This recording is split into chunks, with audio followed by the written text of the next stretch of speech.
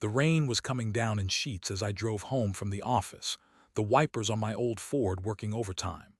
I am Kieran, and until a few weeks ago I thought I had it all. A good job as a mechanic in a small shop in Charleston, a cozy house with a porch swing, and a wife, Nadine, who I loved more than words could say. We'd been married for 15 years, a milestone I'd planned to celebrate with a trip to Italy, a place Nadine had always dreamed of visiting. But life, as they say, has a funny way of throwing curveballs. This particular curveball came in the form of a text message I accidentally saw on Nadine's phone. It was a Tuesday evening.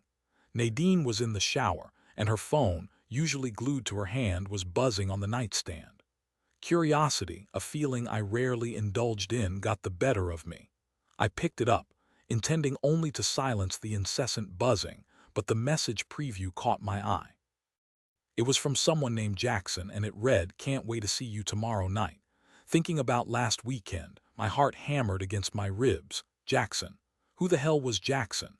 Nadine hadn't mentioned anyone by that name. A cold dread washed over me as I unlocked her phone, a violation of privacy I'd never committed before. But the message had opened a door I couldn't ignore. The texts between Nadine and Jaxon were explicit. They painted a picture of stolen moments, secret rendezvous, and a level of intimacy that was supposed to be reserved for me. Each message felt like a punch to the gut, each word a fresh wound. I didn't know how long I stood there, staring at the screen, my mind reeling. The sound of the shower shutting off jolted me back to reality. I quickly deleted the messages from the preview, placed the phone back on the nightstand, and stumbled out of the bedroom, my head spinning. Nadine emerged from the bathroom, her face flushed from the hot water, a towel wrapped around her hair. "Everything okay, Kieran? You look pale." "Fine," I managed to croak out. "Just a headache." That night I barely slept. The images from the text messages played on repeat in my mind, each one a dagger twisting in my heart. I watched Nadine sleep peacefully beside me, oblivious to the turmoil raging inside me. How could she do this? How could she betray me after all these years? The next few days were a blur. I went through the motions at work, fixing cars and dealing with customers, but my mind was elsewhere. I couldn't bring myself to confront Nadine. I needed more information, more proof. I felt like a detective in a bad movie, but I had to know the truth. I started paying closer attention to Nadine's schedule. She worked as a real estate agent for a local firm, which meant she was often out of the office, showing houses to potential buyers. I noticed she had a lot of appointments that ran late, especially on Tuesdays and Thursdays. One Thursday, I decided to follow her. I know it sounds crazy, but I couldn't shake the feeling that something was going on. I told my boss I wasn't feeling well and left work early. I parked down the street from Nadine's office and waited. Around lunchtime, I saw her leave the building. She was dressed in a sharp business suit, her hair perfectly styled. She got into her car and drove to a small Italian restaurant on the outskirts of town. I followed at a safe distance, my heart pounding in my chest. I parked across the street and watched as Nadine entered the restaurant. A few minutes later, a man arrived. He was tall, handsome, and impeccably dressed. Jaxon. I recognized him instantly from the picture Nadine had on her social media profile of a company retreat. He was a senior partner at her firm. I watched them through the window, their faces animated as they talked and laughed. They seemed happy, happier than I'd seen Nadine in months. The sight of them together sent a wave of nausea through me. I wanted to burst into the restaurant and confront them, but I held back. I needed to stay calm, to gather more evidence. After lunch, they left the restaurant together. Instead of heading back to the office, they drove to a secluded motel on the edge of town.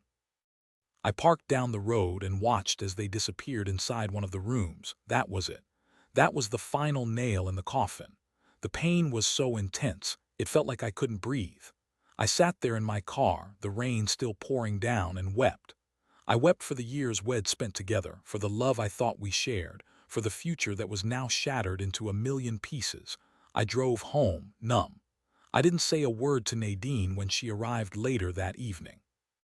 I just went to bed, my mind racing, my heart aching. The next morning I knew I couldn't keep living a lie. I had to confront her. I waited until she finished her coffee and sat down at the kitchen table. "Nadine, we need to talk," I said, my voice trembling. She looked up, her eyes wide with apprehension. "What's wrong, Kieran?" "I know about Jaxon," I said, the words hanging heavy in the air. Her face paled. What are you talking about?" "Don't play dumb, Nadine. I saw the texts. I followed you to the restaurant.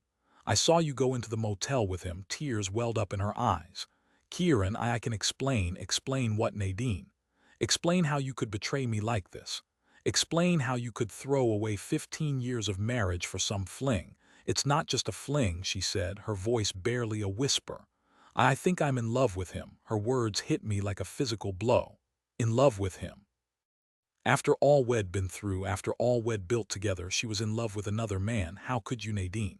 How could you do this to me?" "I don't know," she sobbed. "I've been unhappy for a long time, Kieran. We've grown apart. You're always working, always busy. I felt neglected. I repeated, incredulous. I work hard to provide for us, Nadine. To give you the life you deserve. Is that what you call neglect?" I know," she said, wiping her eyes. "It's just I needed something more. Jaxon makes me feel alive again. He makes me feel desired, so that's it then," I said, my voice flat. "You're choosing him over me, over us." She didn't answer. Her silence was all the confirmation I needed. "Then get out," I said, my voice trembling with rage. "Get out of my house, get out of my life. I don't want to see you again." Nadine packed her bags and left that afternoon. I watched her drive away, a lump forming in my throat. I wanted to run after her, to beg her to stay, but I couldn't. The trust was broken, the love shattered. There was no going back. The next few months were the hardest of my life. I moved into a small apartment, the house feeling too empty without Nadine. I threw myself into my work, trying to numb the pain. I talked to friends and family, but nothing seemed to help.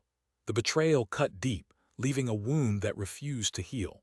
One evening, a few weeks after Nadine left, I received a phone call. It was from a woman I didn't recognize. "Hello, is this Kieran?" she asked. "Yes, speaking." "My name is Imogen," she said. "I'm Jaxon's wife." My heart skipped a beat. Jaxon's wife. What did she want? "I know about the affair," she said, her voice trembling with anger. "Nadine and Jaxon. I found out a few weeks ago." "I'm sorry," I said, feeling a pang of sympathy for her. "I know how you feel." "I'm not calling for sympathy," she said sharply. "I am calling because I want to help you. I want to make them pay for what they've done." Her words surprised me. "What do you mean?" "Jaxon is not who you think he is," she said.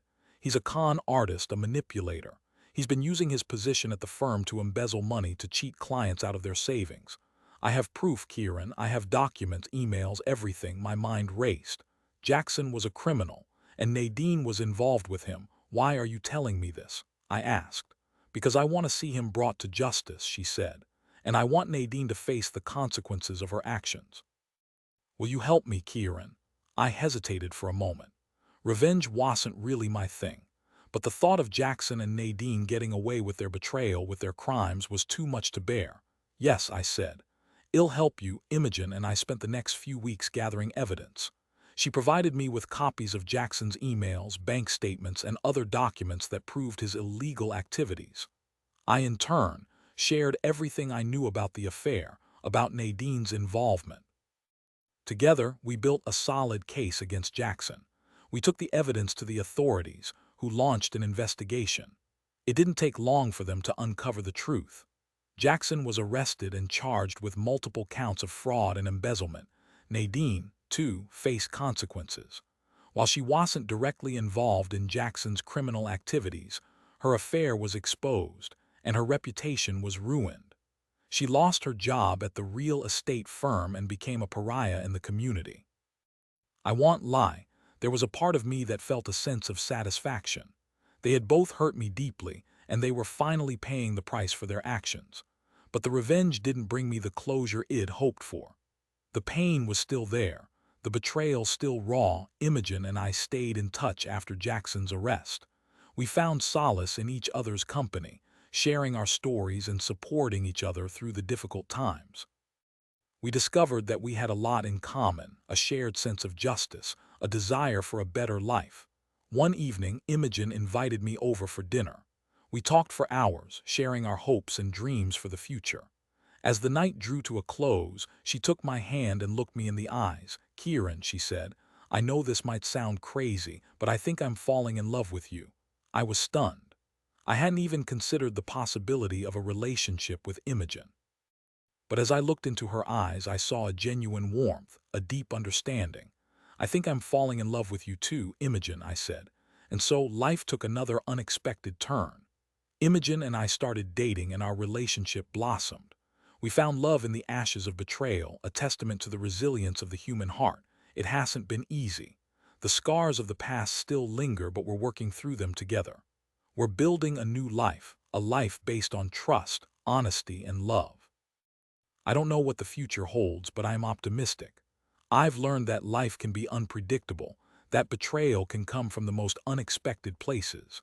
But I've also learned that love can heal, that forgiveness is possible, and that even after the darkest of storms, the sun will eventually shine again. As for Nadine, I haven't seen her since the day she left. I heard through mutual friends that she's struggling, that she's living in a small apartment and working as a waitress. I don't hate her, but I can't forgive her either. The pain she caused me is something I'll never forget. I'm moving on, building a new life with Imogen. A life filled with love, laughter, and the promise of a brighter tomorrow.